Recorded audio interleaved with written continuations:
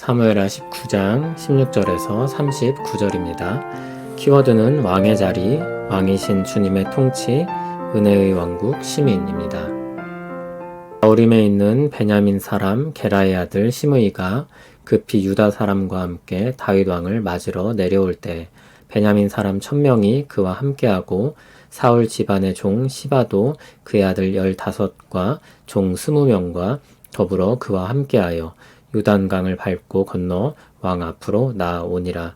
왕의 가족을 건너가게 하며 왕이 좋게 여기는 대로 쓰게 하려 하여 나룻배로 건너가니 왕이 요단을 건너가게 할 때 게라의 아들 시므이가 왕 앞에 엎드려 왕께 아뢰되 내 주여 원하건대 내게 죄를 돌리지 마옵소서.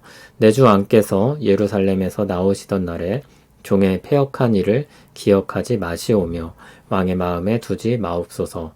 왕의 종 내가 범죄한 줄 아옵기에 오늘 요셉의 온 족속 중 내가 먼저 내려와서 내 주 왕을 영접하나이다 하니 스루야의 아들 아비새가 대답하여 이르되 시므이가 여호와의 기름 부으신 자를 저주하였으니 그로 말미암아 죽어야 마땅하지 아니하니이까 하니라.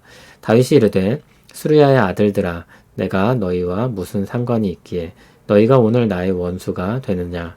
오늘 어찌하여 이스라엘 가운데에서 사람을 죽이겠느냐. 내가 오늘 이스라엘의 왕이 된 것을 내가 알지 못하리요 하고 왕이 시므이에게 이르되 내가 죽지 아니하리라 하고 그에게 맹세하니라.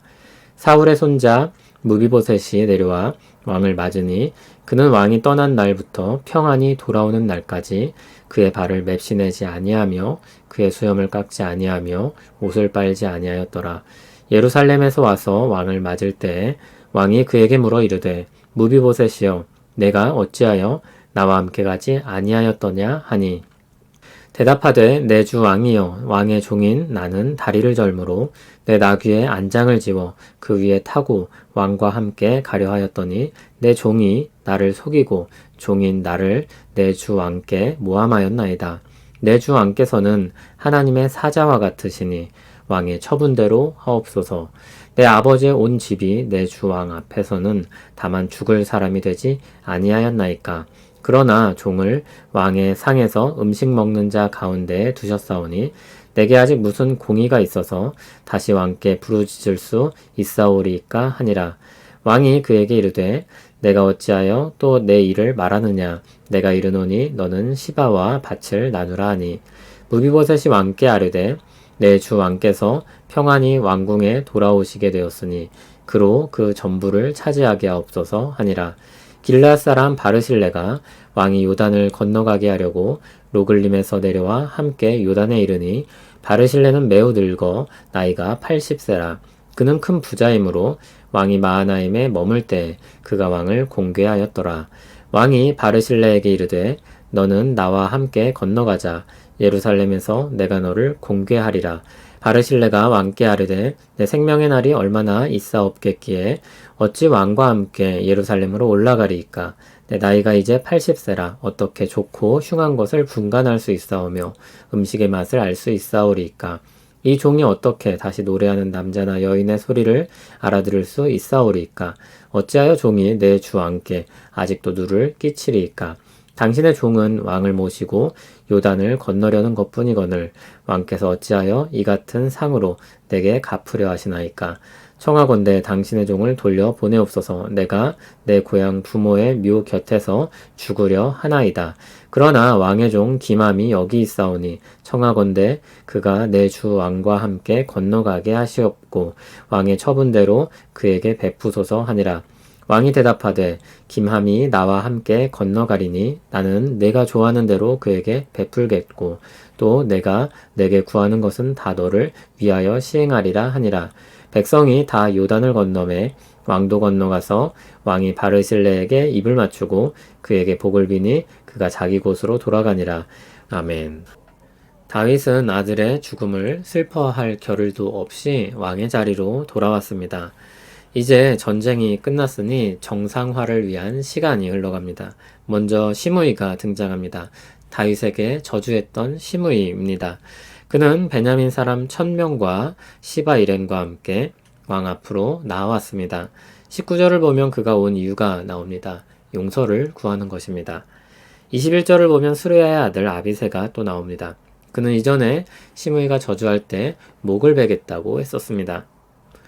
그리고 여기서도 그를 용서하지 않으려고 합니다. 그러나 다윗은 어떻게 반응합니까? 아비새를 말립니다. 그리고 그들을 죽이지 않기로 합니다. 참고로 시므이는 다윗이 죽고 난 후 솔로몬에 의해 결국 죽고 맙니다. 또 한 가지 눈여겨볼 것은 용서를 구하는 시므이와 함께 시바가 왔다는 것입니다. 물론 그는 베냐민 지파이긴 하지만 좀 다른 입장에 있던 사람이었습니다. 무비보셋과 함께 왕 곁에 있던 사람이었는데 전쟁이 끝난 후 시므이와 함께 와서 엎드립니다. 시바가 이전에 한 행동이 정당하지 않았음을 어떻게 보면 반증하는 것일 수 있습니다. 24절 아래 무비보셋에 대한 부분에서 그 내용이 더 나옵니다. 무비보셋이 왕을 맞이합니다. 그는 다윗이 떠난 날부터 수염도 깎지 않고 옷도 빨지 않고 그를 기다리고 있었다고 했습니다. 다윗은 왜 자신과 함께 떠나지 않았냐고 물었습니다. 무비보셋은 다리를 절기 때문에 도움이 필요했는데 자신의 종 시바가 자신을 속이고 모함했다고 대답합니다. 다윗에게 선악을 분별하는 지혜가 있으니 알아서 처분해달라고 요청합니다. 또 그가 받은 은혜를 말하며 자신은 다윗에게 무언가 요구를 할 권리가 없다는 것을 밝힙니다. 다윗이 어떻게 반응합니까? 무비보셋의 지위는 이전과 같이 유지될 것입니다. 그러나 재산은 시바와 반을 나누라고 했습니다. 누구의 잘잘못을 판단하기 어려운 상황으로 보입니다. 철저히 조사를 할 수도 있겠지만 지금 다윗은 나라를 하나로 규합하는 데 관심을 가지고 있습니다. 그래서 다윗은 양쪽 다 포용하는 쪽을 택합니다. 다음으로 나오는 사람은 바르실레입니다. 다윗이 압살롬을 피해서 도망할 때 그에게 많은 것들을 제공해 주었던 사람입니다. 32절을 보면 바르실레에 대해서 두 가지 설명이 나옵니다. 그는 나이가 매우 늙어 80세였으며 큰 부자로 다윗을 공궤했던 사람입니다. 다윗은 바르실레를 예루살렘으로 초청합니다. 그러나 바르실레는 정중히 거절하며 김함이라는 사람을 데려갈 것을 청합니다.